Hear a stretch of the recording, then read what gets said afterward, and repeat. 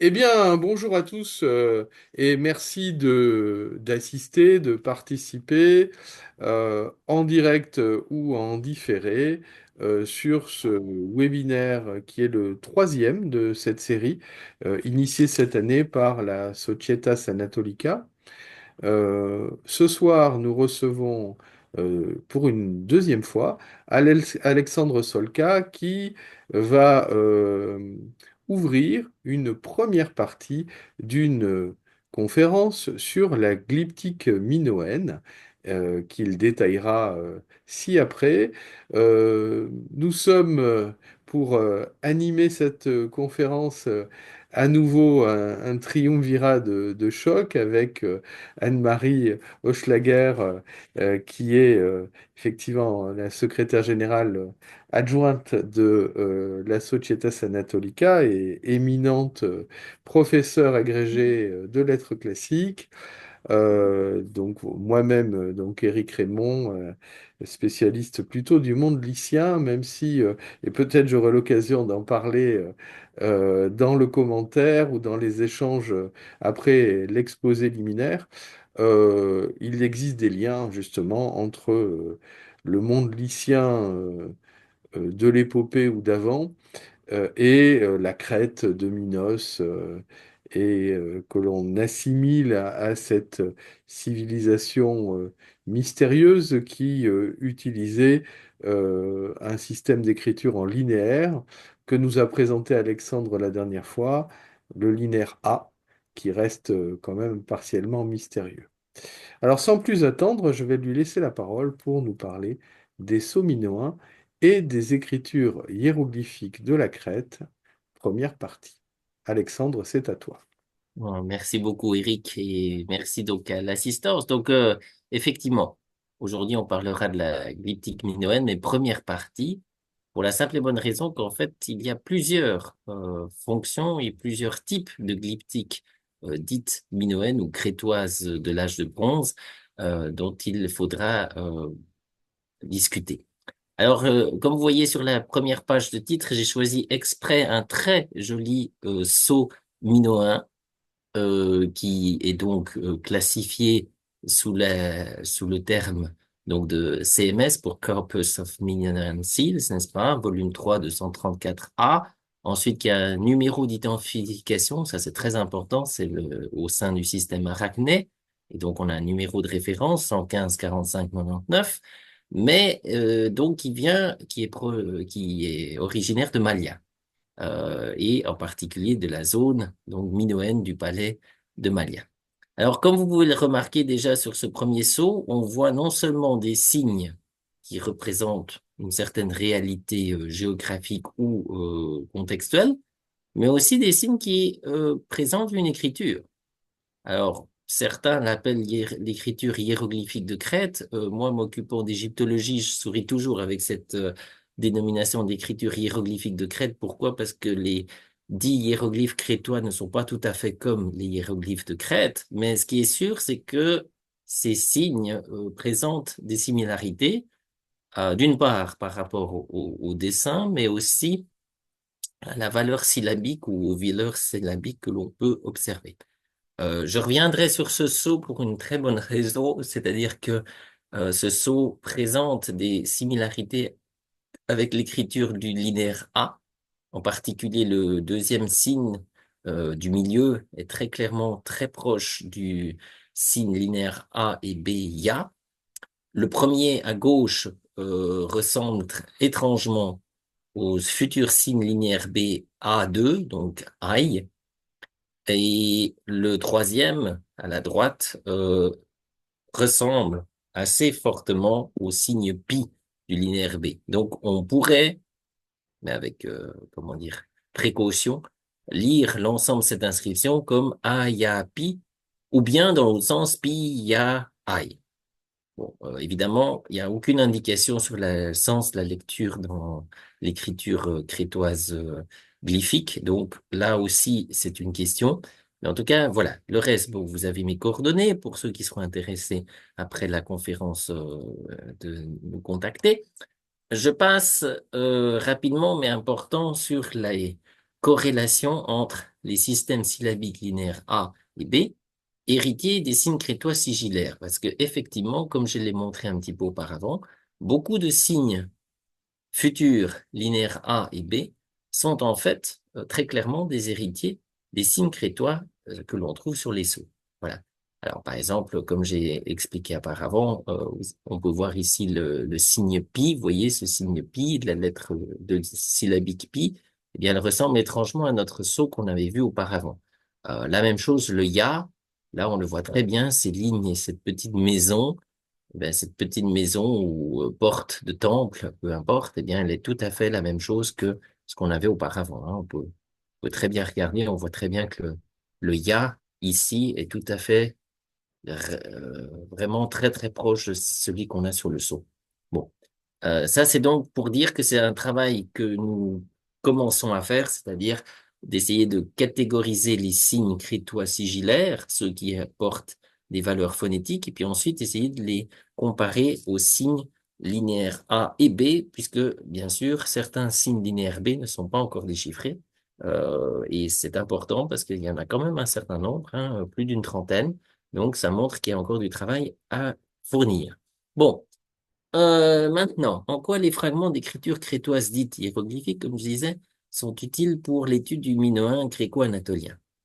Alors d'abord, c'est que les sceaux ou autres supports présentant une trace d'écriture crétoise hiéroglyphique nous témoignent d'un choix hautement subtil de combinaisons semi-phonétiques et idéographiques qui donnaient aux scribes crétois la possibilité d'écrire divers mots sous plusieurs formes. On y reviendra. Autrement dit, chaque mot pouvait être décomposé par une petite série d'images ou une petite série de signes semi-phonétiques qui donnaient, lus ensemble, la valeur du mot en question.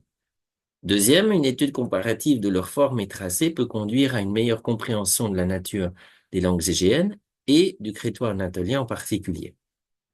Troisième, la nature des signes d'écriture crétoise dite hiéroglyphique nous a instruit sur les pratiques, justement, des scribes des palais minoens, et ce, depuis les origines des cultes crétois. Il s'agit donc de pouvoir en collecter le plus d'informations possible. C'est un travail long et fastidieux, mais qui nous passionne et nous espérons vivement intéresser d'autres auditeurs et auditrices à ces questions donc de philologie et d'épigraphie et géocrétoise. Bon, premier point intéressant, donc les divinités en crête minoenne. Donc, par exemple, les potentielles traces de la déesse dite au serpent et d'autres divinités. Alors ici, c'est un très joli sceau qui présente justement deux grands serpents autour d'une maison visiblement érigée en temple, n'est-ce pas?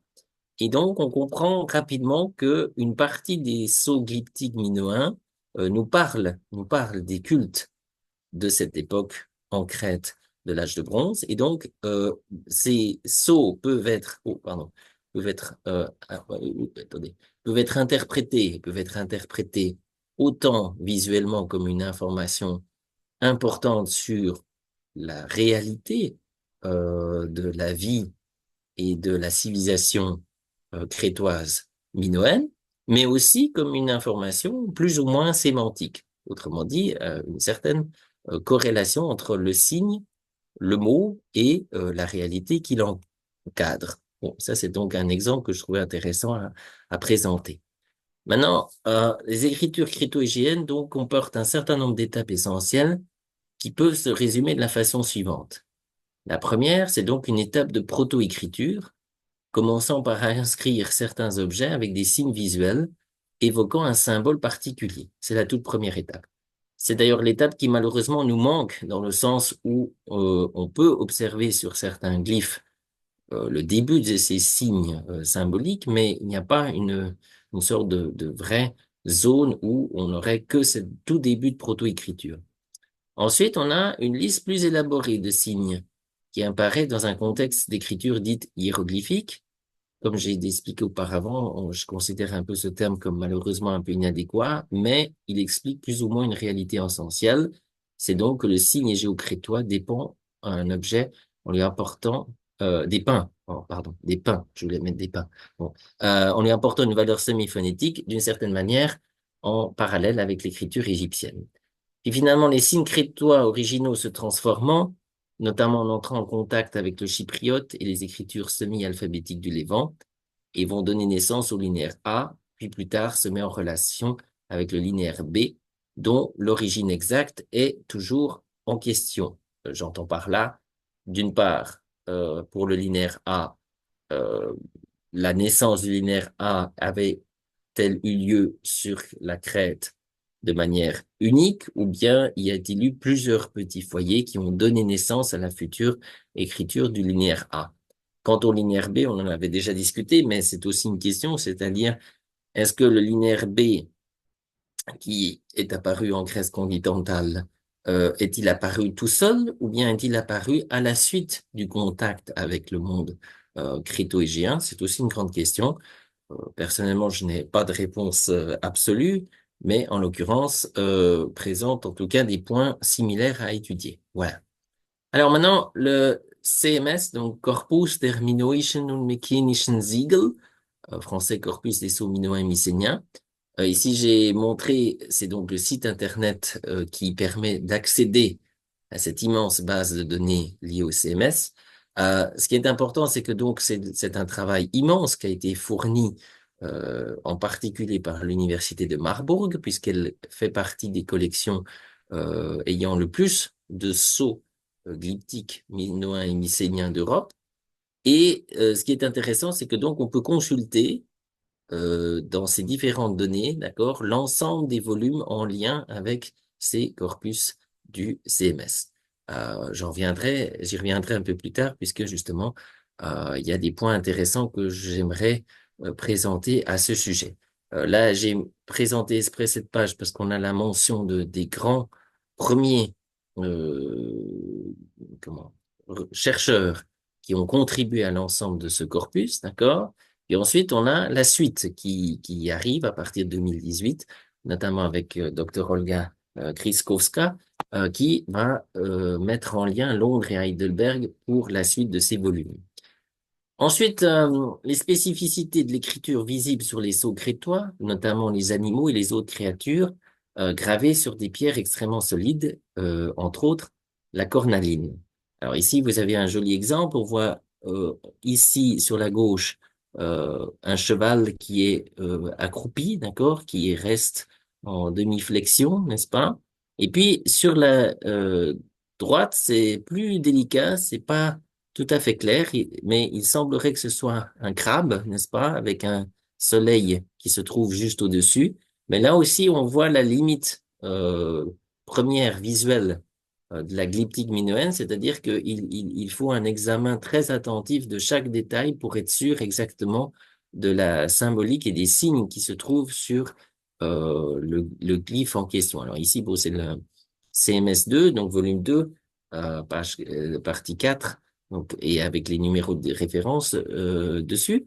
Et donc, j'en viens à la suite, c'est-à-dire les exemples d'écriture composite, c'est-à-dire symboles et phonèmes alliés graphiquement. Alors, par exemple, ici, on a un bel arrangement syllabo-visuel des signes crétois. On peut voir le petit soleil au milieu, une étoile, un instrument qui ressemble à un couteau sacrificiel, puis deux boucles posées en symétrie. Et donc, on comprend ici que il y a forcément un arrangement qui présente un mot.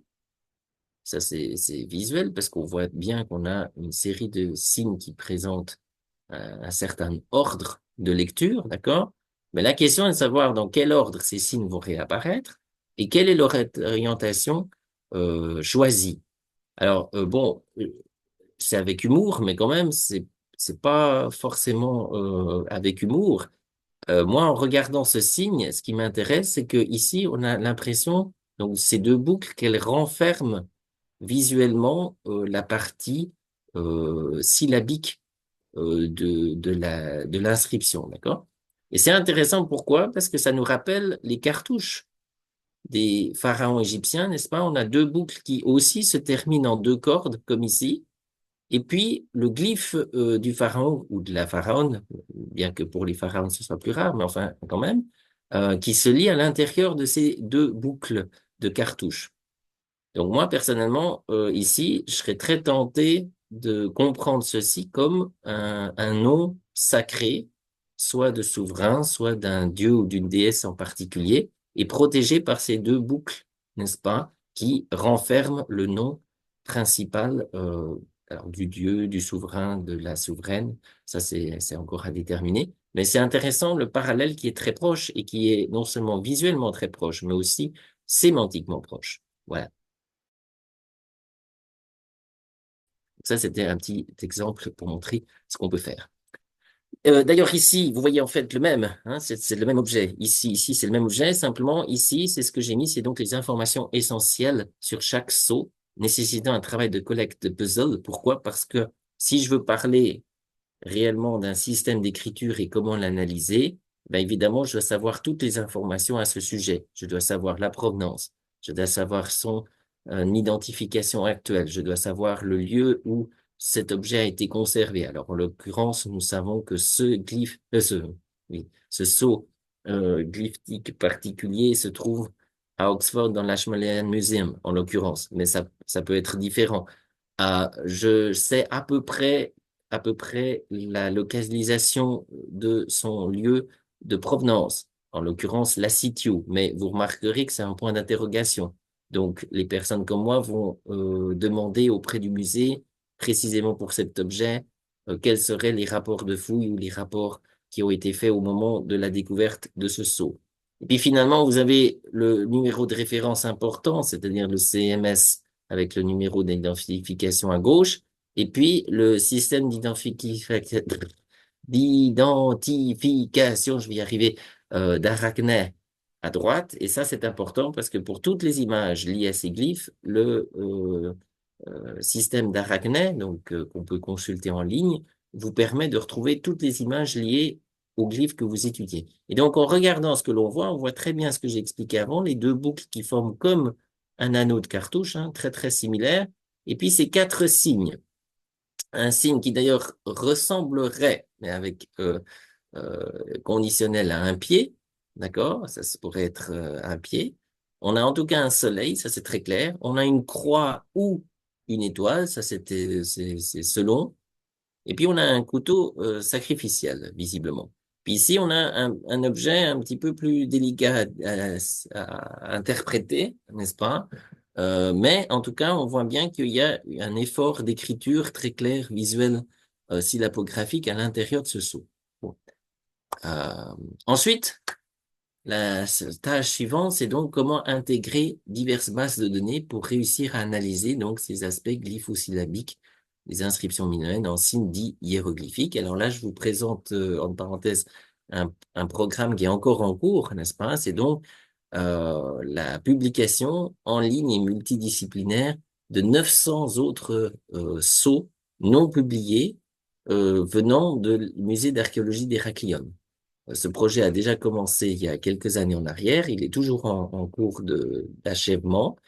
Et donc, c'est intéressant parce on comprend très vite que entre Héraclion, Heidelberg, Londres et les autres musées dans le monde, parce qu'il y a beaucoup de musées qui contiennent des bases de données de sceaux minoens et égéens en règle générale, eh bien, il y a un grand travail de coordination à être effectué, en particulier quand il s'agit d'étudier les principes hiéroglyphiques communs.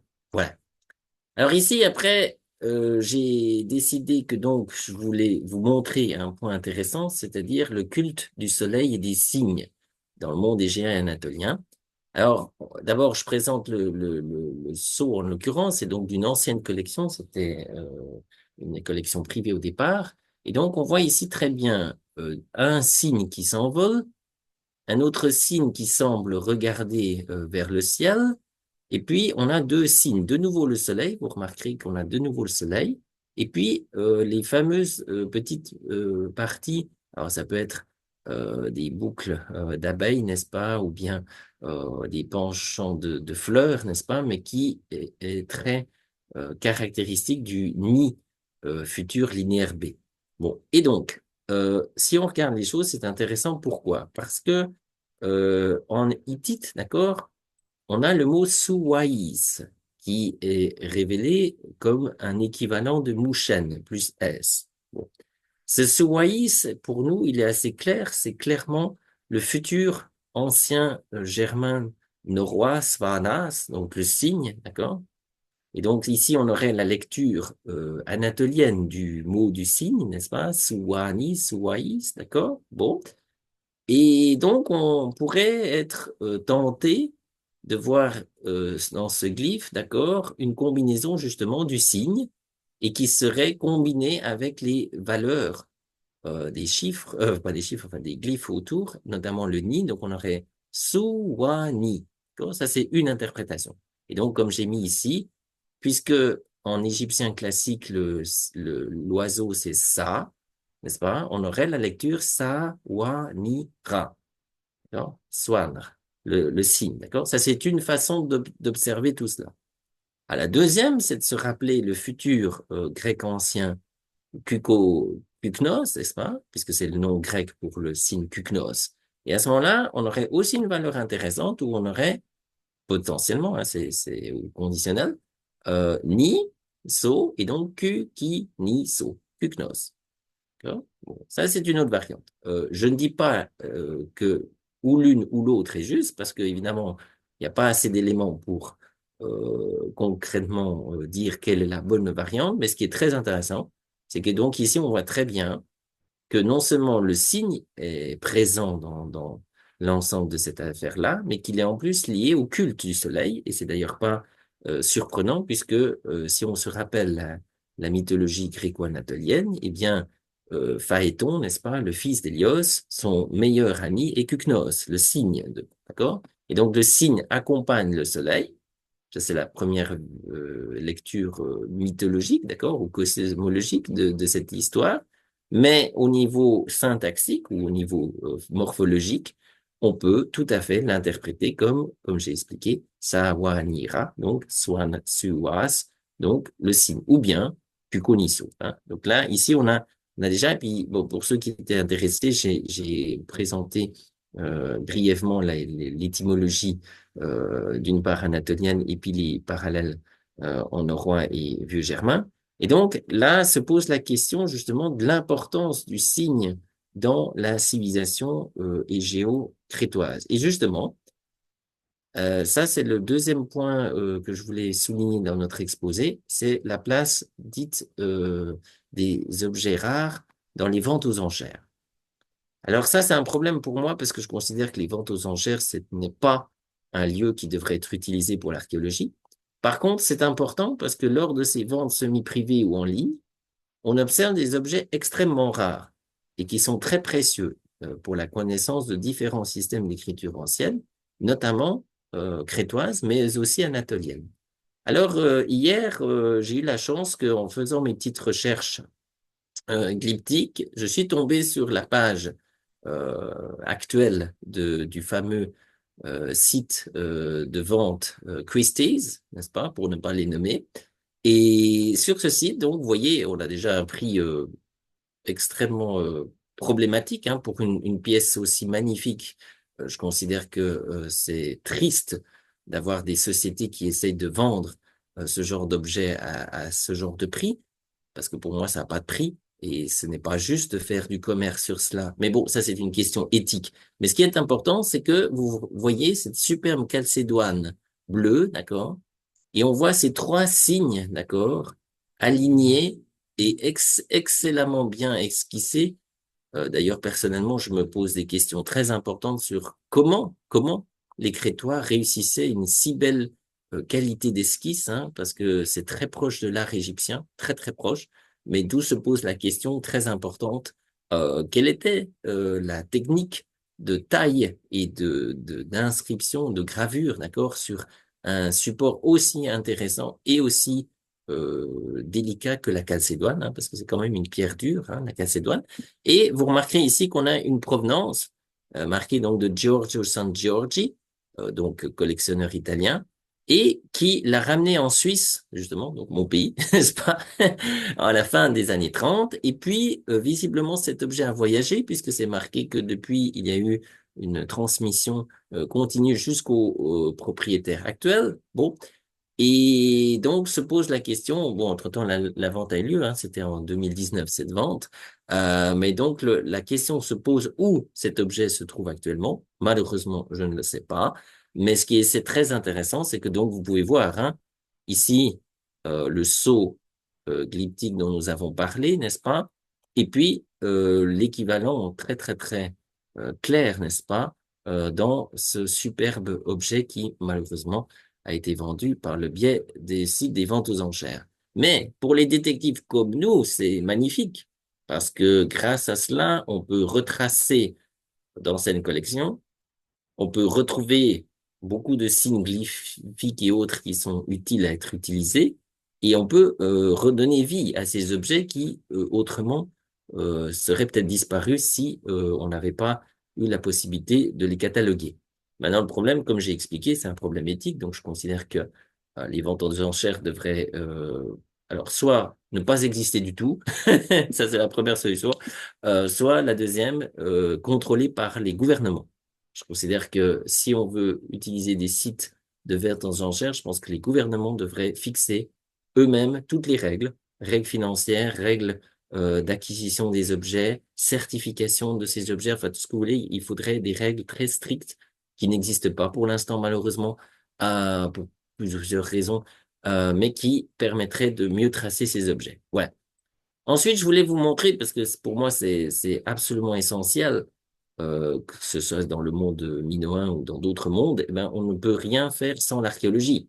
C'est d'ailleurs une partie de ma profession. Et donc, là, c'est intéressant, c'est un très joli exemple donc d'un site magnifique qui est celui de Zomintos et qui montre en fait qu'est-ce qui se passe concrètement dans la réalité du sol crétois. Alors ici, c'est très joli, on a les restes d'une double hache traditionnelle cultuelle crétoise. On voit bien les doubles parties de la hache, d'accord?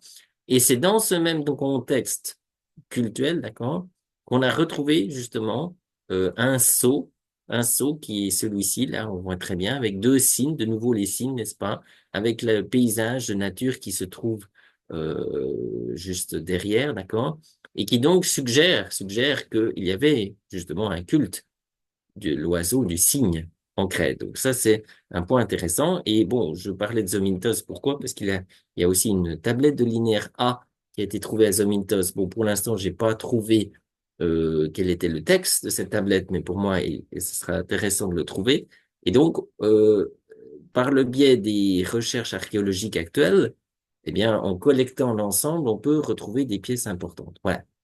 Alors, je vous remercie de votre attention. Je remercie bien sûr mon épouse pour tous ses encouragements, nos chers parents pour leurs conseils judicieux, puis la vie qui me permet de choisir correctement ce qui nous motive à explorer d'autres systèmes d'écriture à travers les âges. Et comme on dirait dans un certain linéaire B adapté au grec, eh bien, oromeno, odo, neteu, ne, kukunoso, ke, paetonake. Autrement dit, regardons la voie des dieux, du cygne et de Phaéton.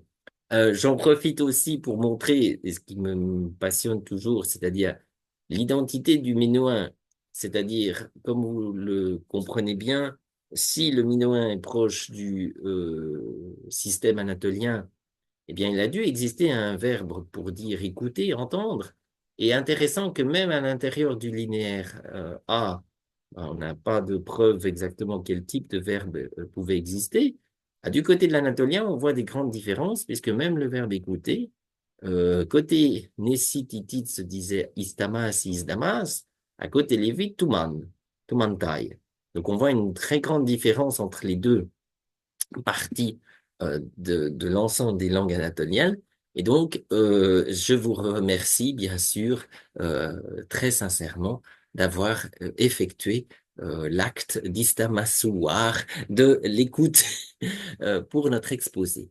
Voilà, ce sera tout pour cette première partie. Je vous remercie encore de votre attention, puis je me réjouis de vos questions ou remarques. Eh bien, merci Alexandre pour cet exposé très synthétique hein, qui nous montre un état justement de ces textes et produits et artefacts également, hein. C'est ici effectivement quand on est dans ce domaine des écritures idéographiques, voire des écritures sacrées, c'est à la fois le côté esthétique, symbolique, mais également un mode de communication qui est à l'œuvre. Et c'est vrai que c'est intéressant, c'est ancien, on peut faire des tas de rapprochements féconds.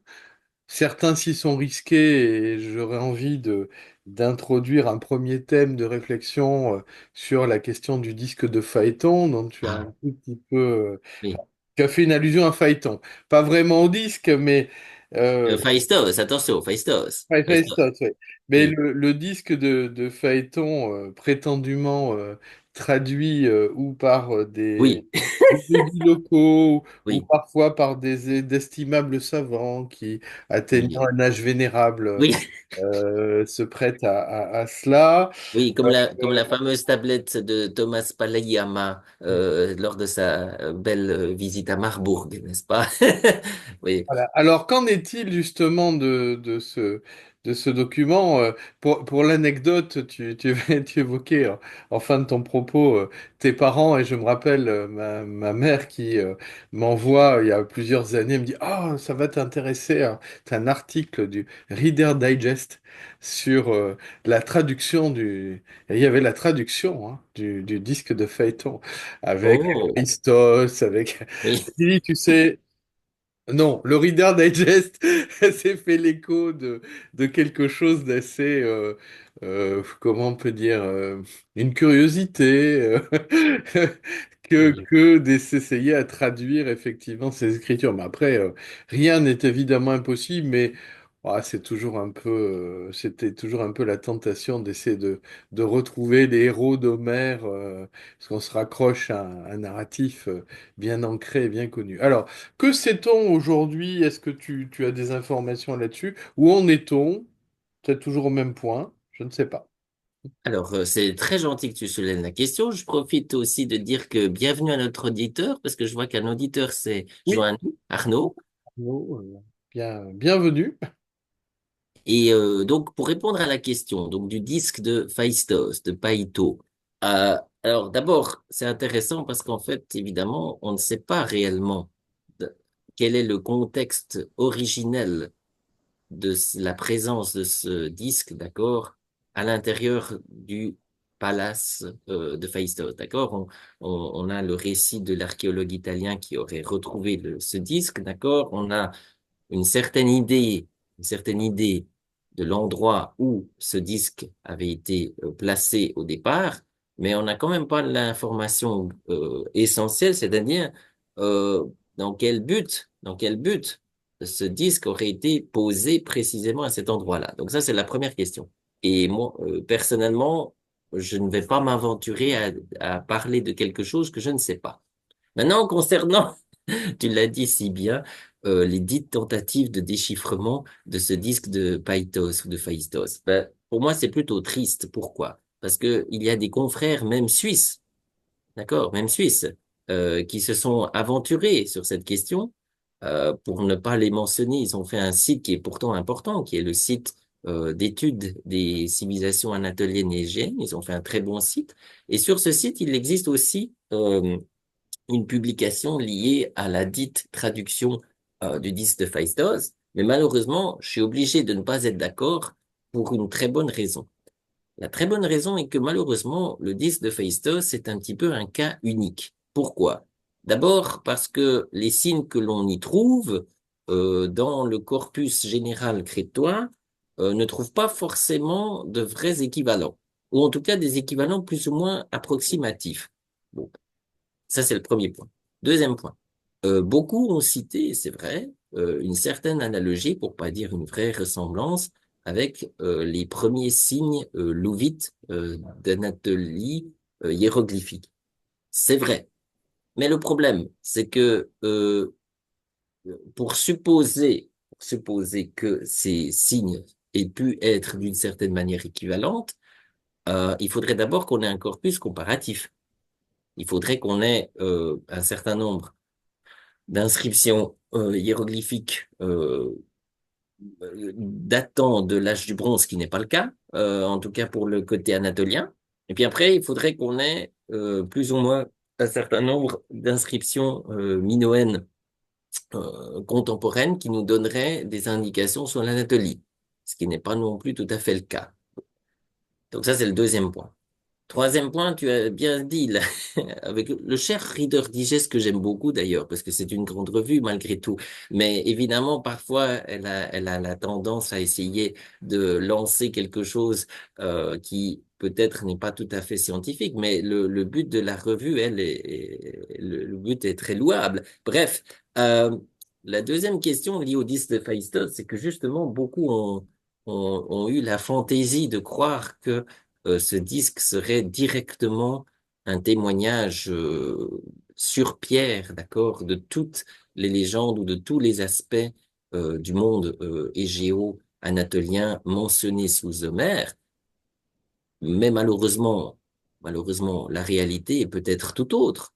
Peut-être qu'il s'agit d'un texte de type liturgique, une prière spécifique utilisée à un certain moment et qui devait être récitée d'une certaine façon.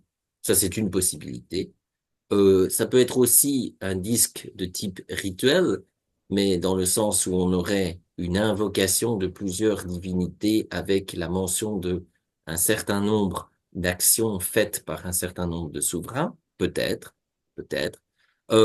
Ça peut être aussi ça peut être tout simplement aussi une liste visuelle mentionnant les principaux endroits des royaumes de Crète, d'accord? Donc une énumération de différents endroits, de différentes places et de différentes actions liées à l'ensemble de tout cela.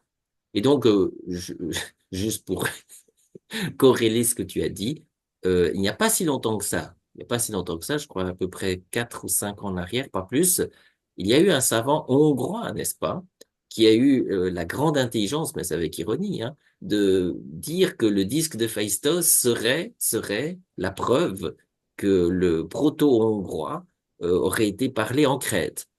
Et quand on lit sa démonstration, on a réellement l'impression qu'il est convaincu de son hypothèse.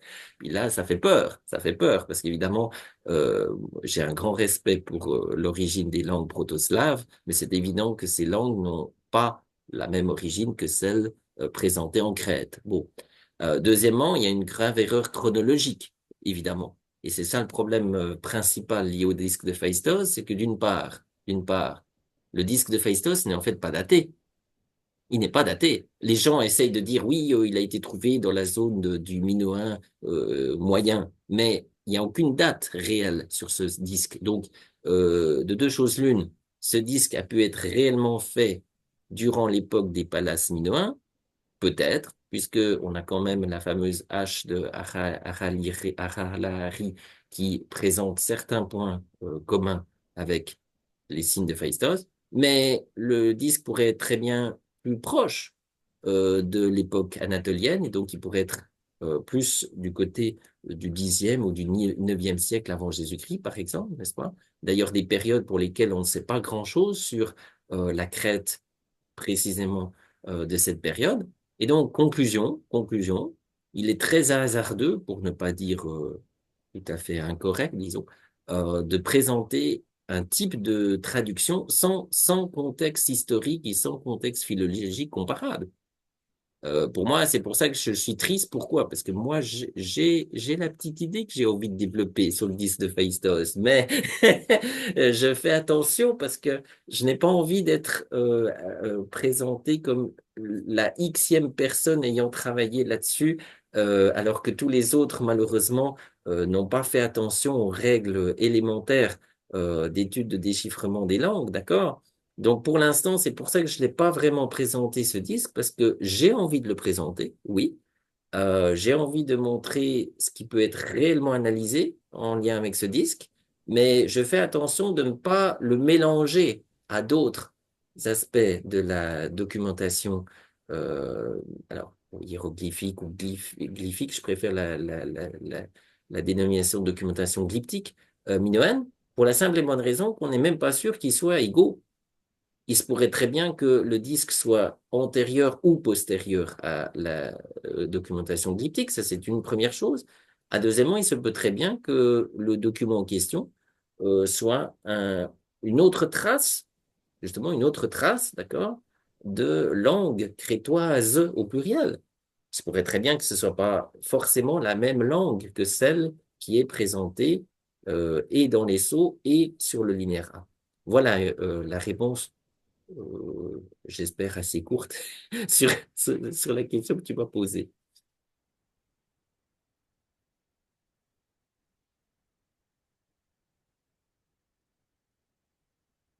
Très bien, ben écoute, c'est très complet comme réponse. Peut-être y a-t-il alors notre visiteur éphémère est déjà reparti, peut-être un problème de connexion. Oui. Et Anne-Marie a sans doute une question ou un thème qu'elle souhaiterait aborder.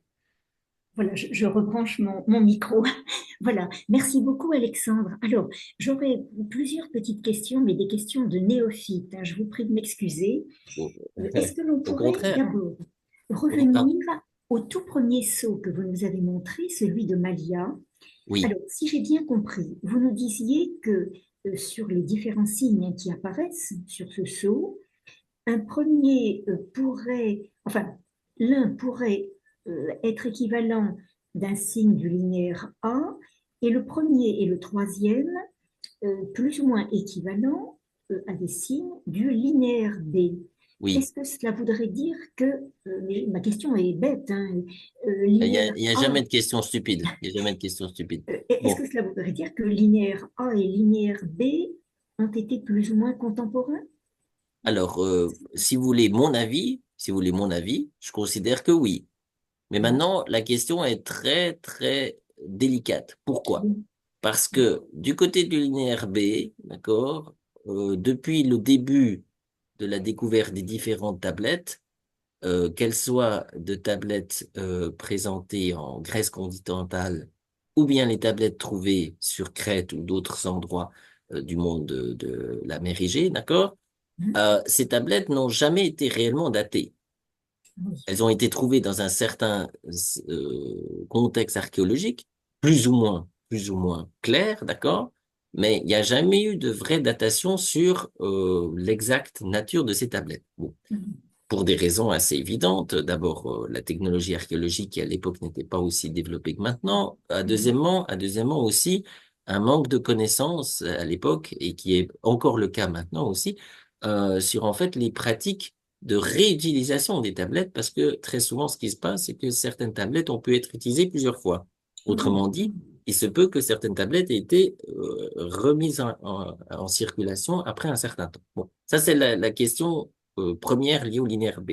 Et bien sûr, Eric est tout à fait bienvenu d'apporter son point de vue sur la question, puisque Ah, je partage, tout à bon, fait. c'est très bien. Bon, alors, donc ça c'est pour le linéaire B. Concernant le linéaire A, c'est compliqué pour une autre raison.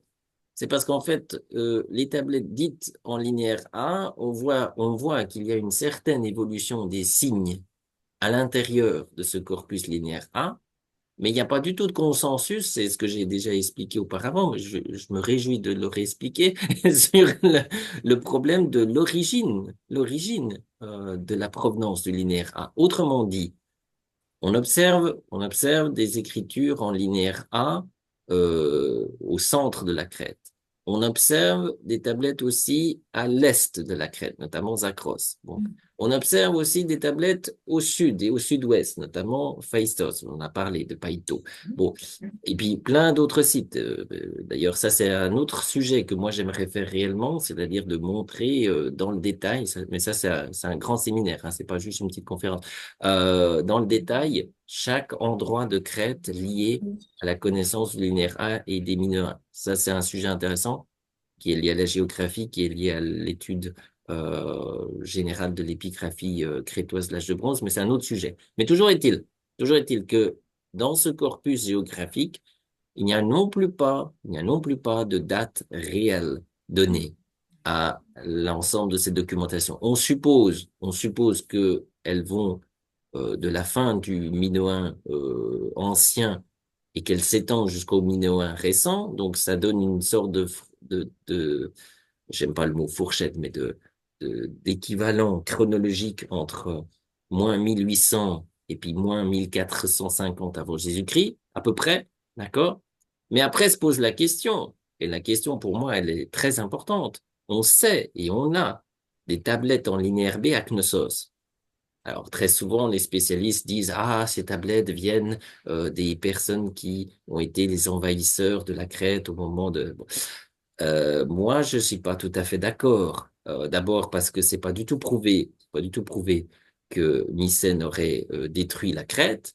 Je pense pas du tout que ça se soit passé comme ça. Je pense que il y a eu un premier épisode qui a été le lent déclin des palais minoens après la grande catastrophe de Santorin. Mais attention, cette catastrophe n'a pas mis fin à la civilisation crétoise. Au contraire, elle a poussé ses palais à retrouver d'autres solutions pour croître dans leur culture.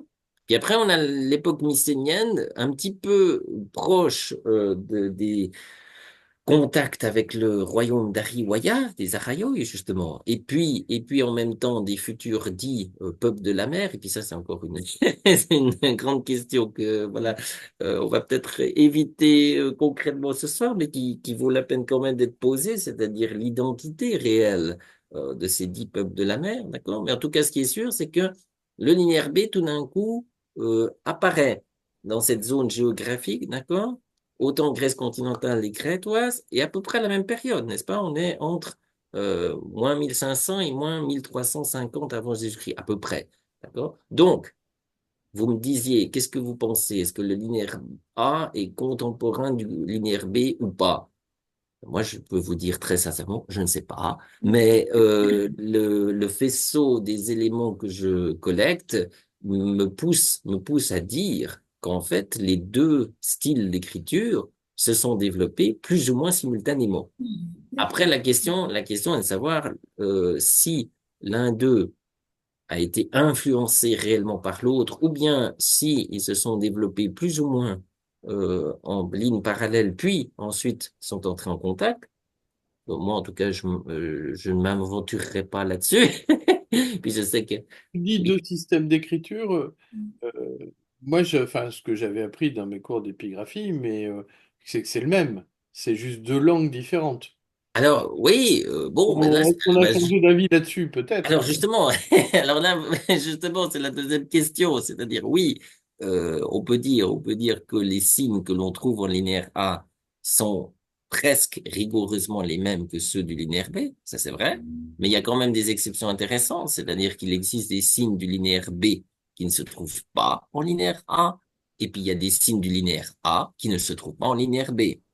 Ça, c'est intéressant. C'est déjà un point utile à présenter. Et puis la deuxième, et tu l'as bien dit, c'est-à-dire qu'est-ce qu'on entend par cette catégorisation linéaire? C'est-à-dire si on s'occupe de l'aspect purement graphique de cette écriture, alors là, oui, on pourra dire que les deux styles d'écriture sont quasiment identiques. Le style. Mais en ce qui concerne la phonétique, en ce qui concerne l'appartenance géographique et le reste, moi, en tout cas personnellement, et puis je suis sûr que des grands savants, même comme Yves Duhoux, n'oseront pas, comment dire, s'aventurer sur cette question, c'est-à-dire de préciser quelle est comment, la source première à l'origine de ces deux systèmes. Parce qu'en fait, très certainement, enfin, en tout cas, c'est mon point de vue, comme la Crète, autant que la Grèce mycénienne était en parfaite communication et avec les pays du Levant et avec l'Égypte, n'est-ce pas? Eh bien, très certainement, ces deux civilisations sont entrées en contact avec d'autres systèmes équivalents d'écriture syllabographique, notamment le chypro-minoen, d'accord? Et en entrant en contact avec ces deux systèmes, les deux cultures, plus ou moins au même moment, ou plus ou moins de la même façon, ont trouvé leur solution. Une solution qui leur permettait de transcrire leur propre langue.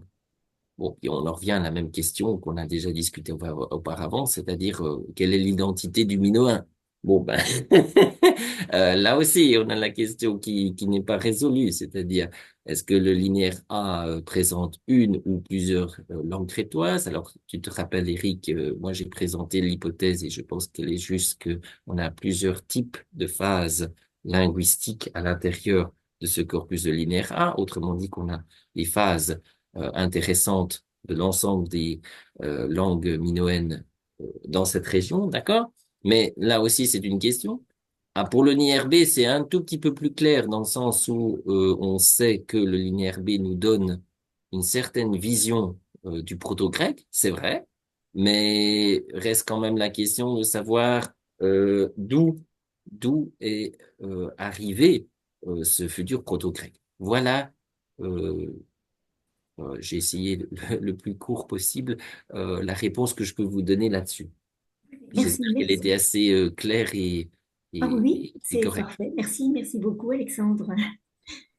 Le signe a donc joué un rôle important. Est-ce que sur les différents sceaux que vous avez analysés, vous avez trouvé d'autres volatiles? Est-ce que la faune est développée ou le Alors signe oui, occupe une oui, place simplement oui, la question justement en lien avec l'animal, donc le cygne, mais aussi d'autres oiseaux, c'est justement la question de savoir la différence entre la valeur purement cultuelle ou symbolique de ces volatiles et puis la partie plus réelle, phonétique ou grammaticale qu'elle pourrait avoir.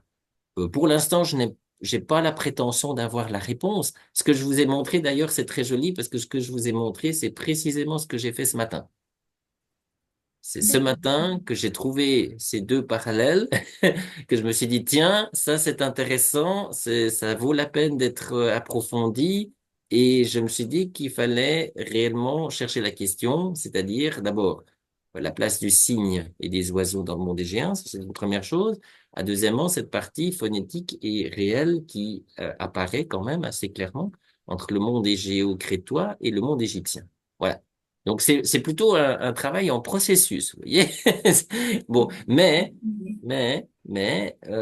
qui est certain, ce qui est certain, c'est que donc, en tout cas à mon point de vue, d'abord le monde crétois, très clairement, a toujours eu une grande relation avec les oiseaux, ça c'est clair. On a des témoignages glyphiques, on a des témoignages cultuels, on a des témoignages presque iconographiques, n'est-ce pas? Notamment du côté de Terra, d'accord? Donc ça, on sait que c'est le cas. On sait aussi, et ça c'est Eric qui pourrait nous en parler, n'est-ce pas, des cultes du côté anatolien aussi. Ben, là aussi c'est le cas, c'est-à-dire qu'on sait qu'il y a eu des contacts, d'accord, notamment, c'est ce que j'avais présenté il y a quelques années, enfin pas quelques années, il y a juste 2 ans en arrière, de l'ornithomancie, n'est-ce pas, dans le milieu anatolien et égéen, c'est ce qu'on avait fait auprès de Louvain. Et d'ailleurs, on continue ces travaux, on est en train de continuer cette question-là. Eh bien, il n'est pas du tout exclu, il n'est pas du tout exclu que dans le monde crétois, on a eu aussi de l'ornithomancie. Pas du tout exclu. Et donc, si c'est le cas, si c'est le cas, et ce que je pense qui est le cas, ces oiseaux ont un rôle très clair de messager des dieux et donc leur rôle visuel n'est pas seulement de compagnon de tel et tel point, mais ils sont aussi précurseurs d'un certain message clair des divinités et sous-entendu d'un message écrit. D'accord? Parce qu'ici, clairement, en tout cas, le premier joli saut que j'ai montré, on voit très bien qu'il n'y a pas que une partie visuelle dans ce saut, n'est-ce pas? On a une partie claire, syllabique, ou en tout cas morphémique, bien précise. Voilà. Maintenant, comme j'ai montré, et puis je pense que vous avez compris, le petit problème, c'est que on peut interpréter de différentes façons la même réalité morphémique.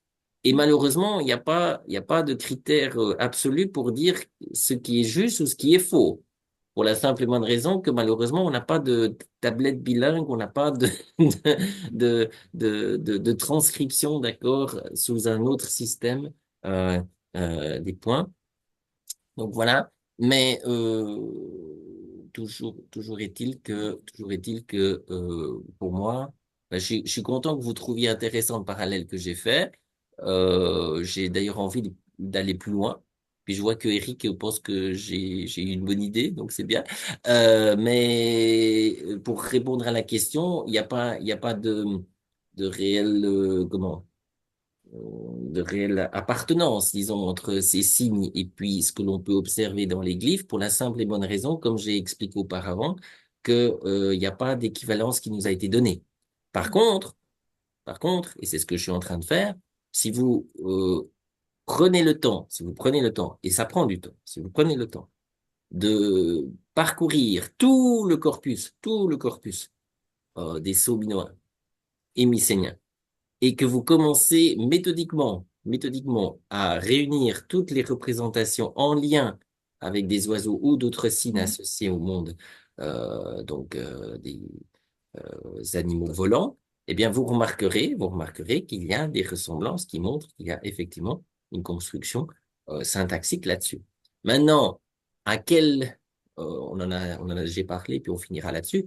À quel titre on peut euh, trancher la partie iconographique, puis la partie linguistique et syllabographique, ça c'est une autre question.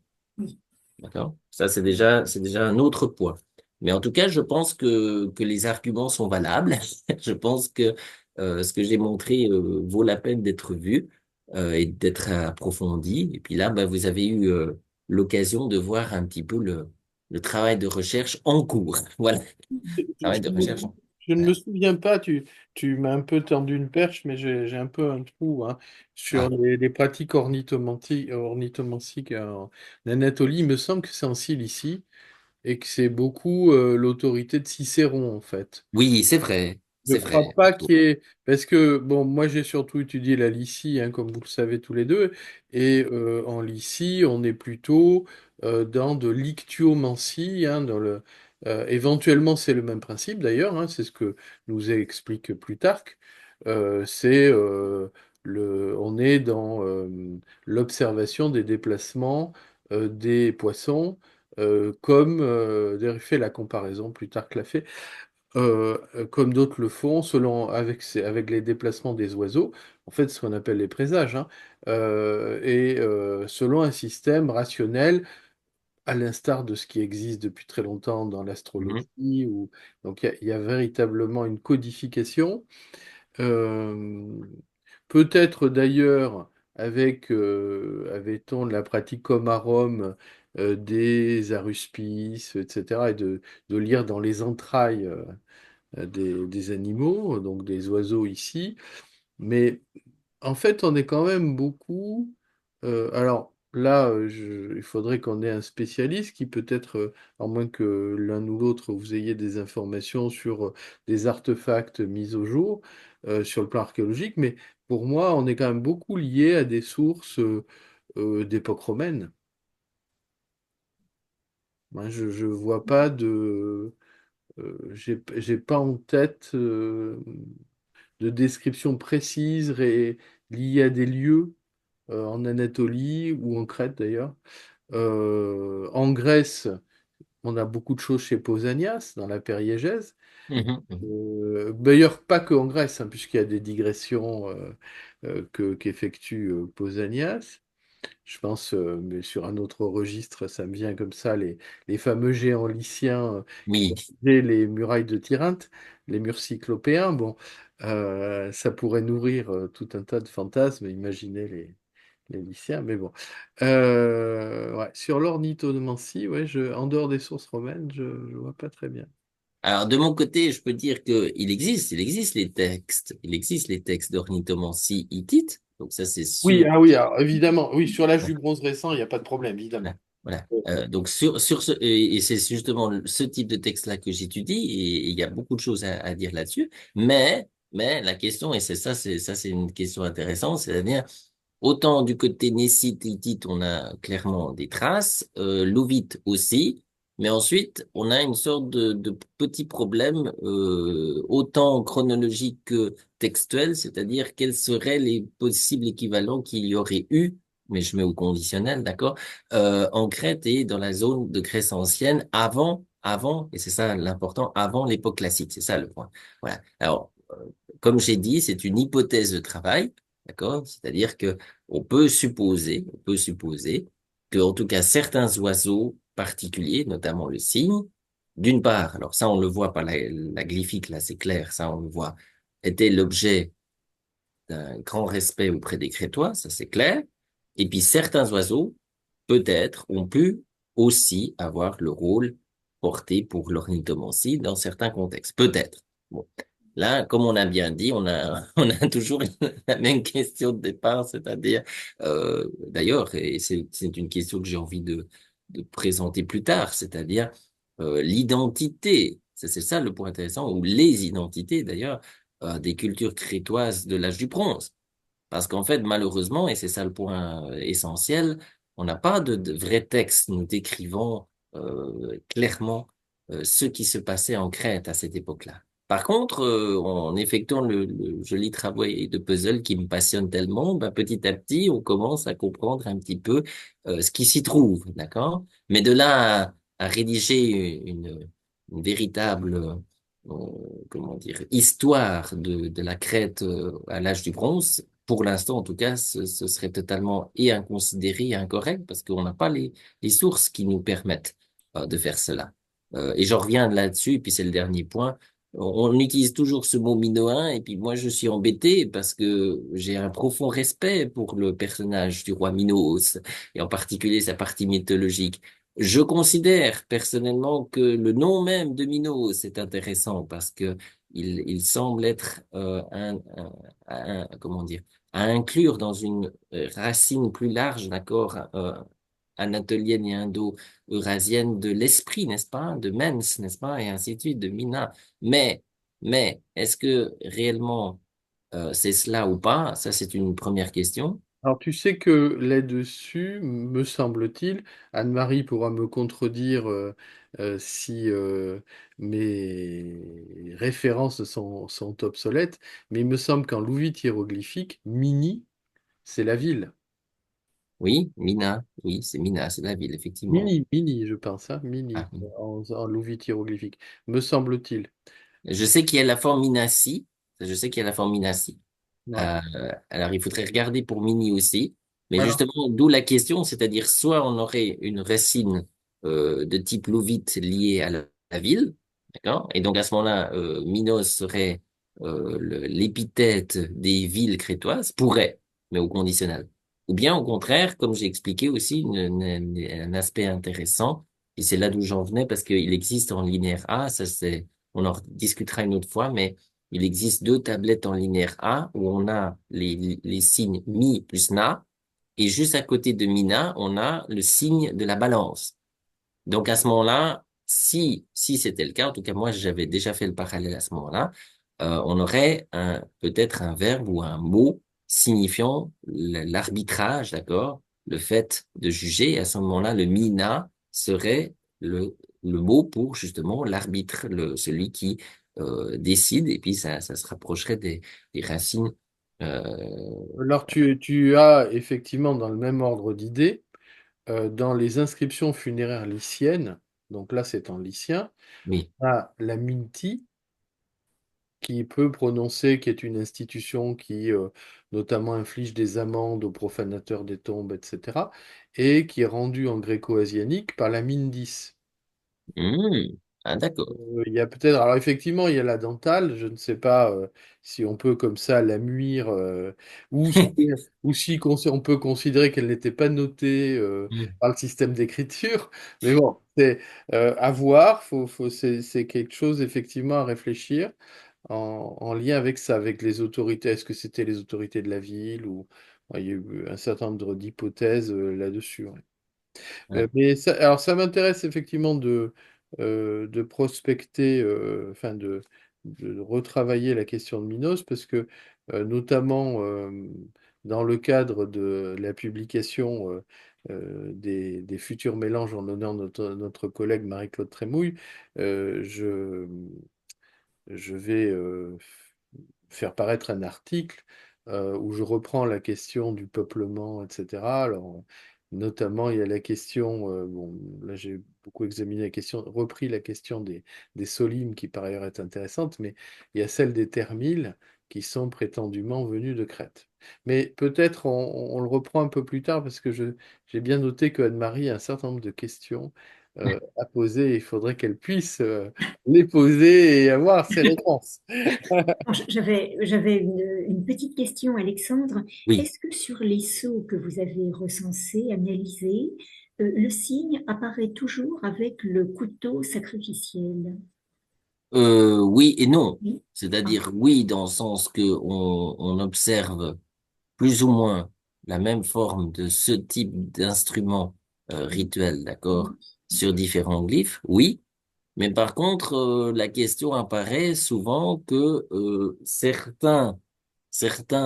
comment dire, arrangements, d'accord, visuels de ces signes semblerait, je dis bien au conditionnel, semblerait, d'accord, changer un petit peu l'aspect pur de ce glyphe-là. Autrement dit, un petit peu de la même façon qu'on peut observer, que ce soit dans le monde égyptien ou bien un peu plus tard, dans un tout autre contexte, mais aussi un contexte sémantique glyphique, c'est-à-dire le monde maya et aztèque, d'accord? Autrement dit, quand deux signes ensemble peuvent s'accumuler et de redonner une deuxième Tout à fait. valeur à l'ensemble des deux signes qui s'y trouvent. Alors Oui. justement, là, vous me Oui. posez une question que je n'ose pas encore trancher, parce que ben, j'essaye d'être aussi Oui. rigoureux que possible, c'est-à-dire justement l'identité exacte de chaque signe. Parce qu'évidemment, je n'ai pas été le premier, j'ai pas été le premier à étudier ces signes, d'accord? Il existe des numéros de référence par rapport à ces signes, il existe, d'accord? Mais ces numéros de référence, malheureusement, ils nous aident pas beaucoup dans le sens où si on les utilise comme chiffres, d'accord, on nous donne un certain nombre de chiffres visibles, mais ça ne nous informe pas du tout sur la façon dont ces signes fonctionnent entre eux. Oui. Voilà pourquoi moi, par exemple, j'ai décidé de changer, c'est-à-dire qu'au lieu d'analyser chaque type de signe de manière indépendante, j'essaye plutôt d'observer à quel endroit ces signes sont en influence et de cette manière-là, essayer de regarder quel est le mécanisme qui permet d'utiliser ces signes dans un certain nombre de points. Voilà. Alors, je pense que c'est une bonne idée, mais c'est un processus et donc je n'aime pas parler de ce que je ne sais pas. Donc, donc je peux pas donner actuellement une réelle réponse sur précisément ce signe-là en l'occurrence parce que comme j'ai expliqué, c'est vrai, il apparaît. On peut voir un certain nombre d'autres petits signes qui agrémentent ce signe-là, mais la question reste, c'est-à-dire, est-ce que ce signe précis, par exemple, et d'ailleurs, c'est pas que pour ce signe-là, hein, c'est pour d'autres signes, est-ce Oui. que le signe que l'on voit à un certain moment, par exemple la hache, hein, d'accord, la hache, qui, par exemple, en linéaire A, on sait que cette hache se lira A. Bon, eh bien, est-ce que dans le monde glyphique minoen, on a des représentations de double H. Eh bien, est-ce que ce signe-là, en glyphique minoen, est-ce qu'il est aussi la représentation du phonème A, ou bien, ou bien, est-ce qu'il a une autre valeur? C'est ça le point intéressant. C'est-à-dire Oui. que on peut pas être sûr de l'équivalence entre les deux systèmes. Voilà pourquoi moi j'ai essayé de montrer, puis je suis content, je pense qu'Éric est d'accord avec moi, de montrer une voie différente, c'est-à-dire d'abord d'essayer de présenter les mécanismes d'analyse qui sont nécessaires pour collecter ces différents glyphes, collecter ces différentes parties de la glyptique et sous-entendu de l'écriture crétoise. Ensuite, petit à petit, faire les différentes catégories. C'est pour ça que j'ai fait exprès, c'était un petit clin d'œil sur le signe et le reste, parce que évidemment, avec Kuknos, n'est-ce pas, et le signe, bien, pour moi, c'est intéressant. Pourquoi? Parce qu'on a Konoso. Et donc, on pourrait imaginer que le Kuknos, Kukonoso, ce serait l'écriture, justement, liée à la cité de Knossos, n'est-ce pas? Bon, c'est une hypothèse. J'ai pas dit que c'était cela, mais c'est intéressant de comprendre un petit peu quels seraient les mécanismes morphèmes et sémantiques, d'accord, liés à ces glyphes, d'accord? Mais Mais pour être sûr que c'est le cas, pour être sûr que c'est le cas, ben, comme j'ai dit auparavant, puis vous avez bien compris, il faut refaire un autre catalogue.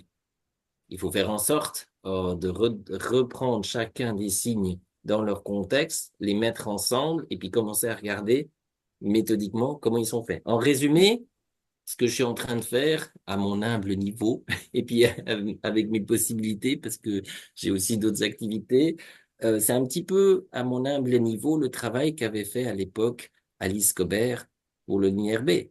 Si le linéaire B a été déchiffré, c'est réellement grâce à elle parce que c'est elle qui a réellement, de manière complète et profonde, recollecté l'ensemble des signes liés au linéaire B, qui a commencé à chercher comment ces signes fonctionnaient entre eux, n'est-ce pas? D'ailleurs, je profite de l'occasion pour mentionner qu'heureusement, maintenant, les archives d'Alice Cobert sont disponibles en ligne. Alors, pas toutes, mais une bonne partie, euh, par le biais de l'Université du Texas. Donc, il faut utiliser quand les États-Unis sont gentils avec le monde, parce que c'est pas tout le temps.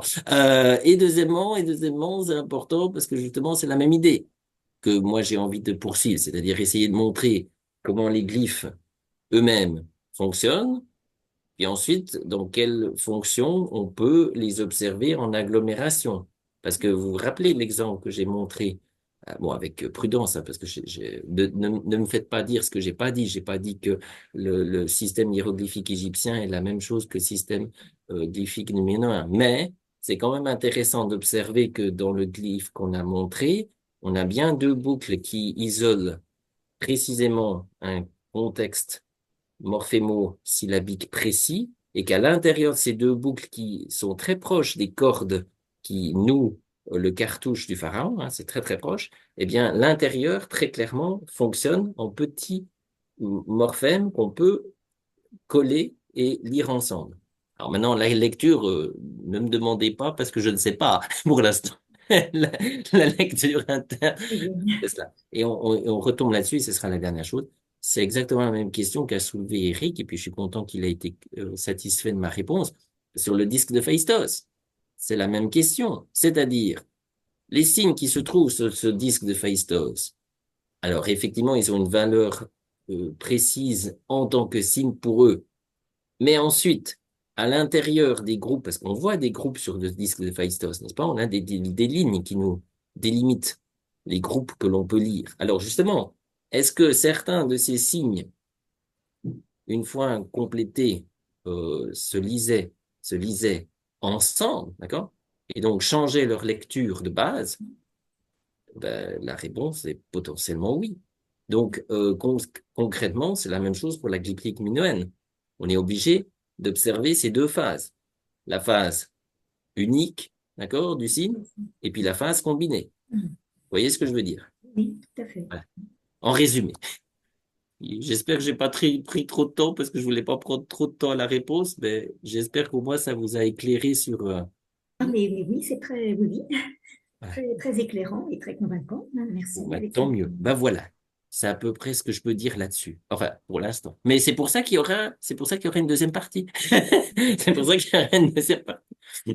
Bien, peut-être on va s'acheminer vers la fin hein, de Oui, notre oui, oui. webinaire. Ça fait une petite heure 20, ce qui est plutôt un bon format, je trouve. Peut-être y a-t-il une autre question de d'Anne-Marie ou le... Écoutez, non, Eric, pour le moment, Bon, normalement, l'ordre du jour est épuisé. Dans ces cas-là, alors nous normalement, nous vous donnerons rendez-vous pour un prochain webinaire. Il faut que nous regardions. Je crois que dans le programme, il y avait l'indication du webinaire de notre ami Éric Jean sur l'archéologie hittite.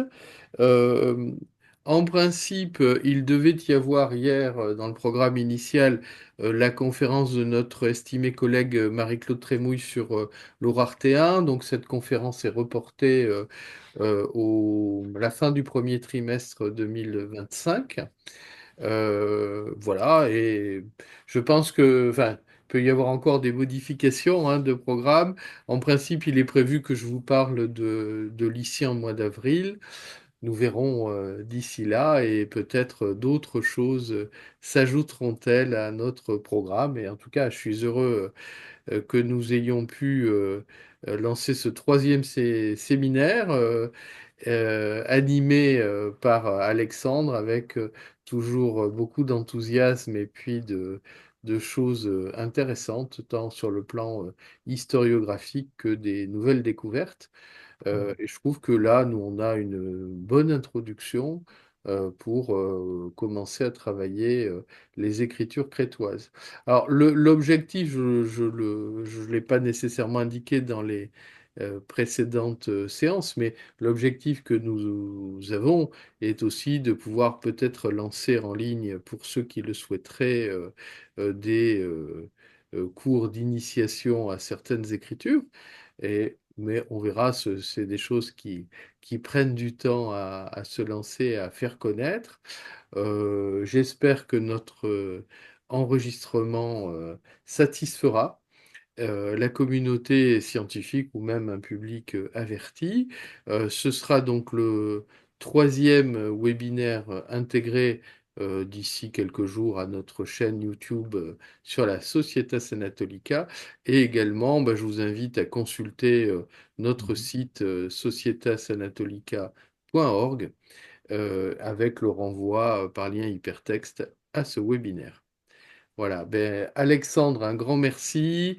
Anne-Marie également Merci, Eric. d'avoir co-animé, je dirais, ce moment qui pour nous est intéressant et pour notre association et je pense pour la communauté scientifique, notamment francophone, mais pas seulement.